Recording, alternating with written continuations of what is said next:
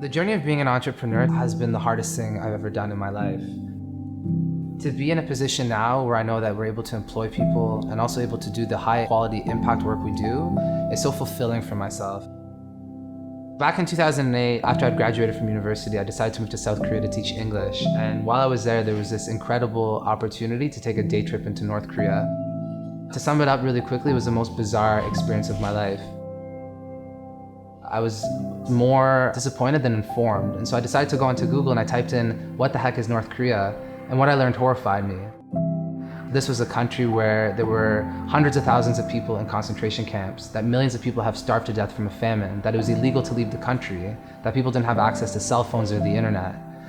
I started to read as much and learn as much as I could about the country. I became obsessed and I wanted other people to care about it just as much, and I found that really difficult. It wasn't until I put a human rights documentary on that I noticed that my mom finally cared. She broke down into tears, and that's when I realized that film and the arts was able to do the one thing that nothing else could, and that was get through to my mom. So I thought, what could happen if we could pack a room full of people and do the same thing over again, but with more people?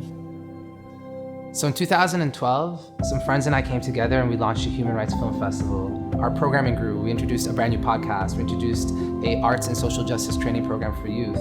But my team and I were still fighting. We didn't have enough funding to make this a permanent and sustainable thing. So the question really became, how can we take this to the next level? All of that changed when we were introduced to the artsvest program. So very often we're working with small and mid-sized arts organizations run by a volunteer or by a 1 or 2 person staff who really haven't done this before. And so there are a lot of nerves and anxiety around doing this. We quickly learned that we needed to provide good training in the art of sponsorship.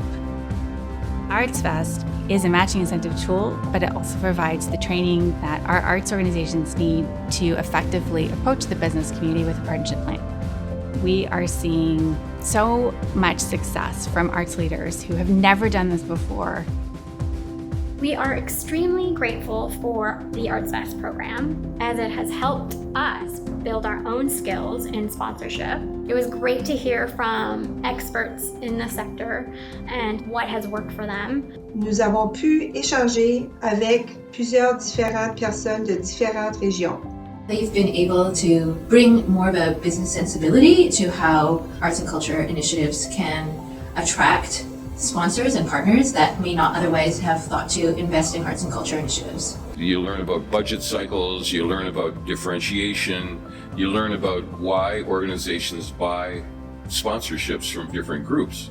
It's really helped us through the mentorships learn how to validate our worth and pitch our value to sponsors.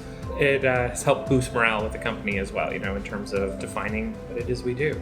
If you really understand what your organization has to offer and what that partnership is and how it's going to benefit the organization that you're speaking to, then I think you'll have great success in fundraising.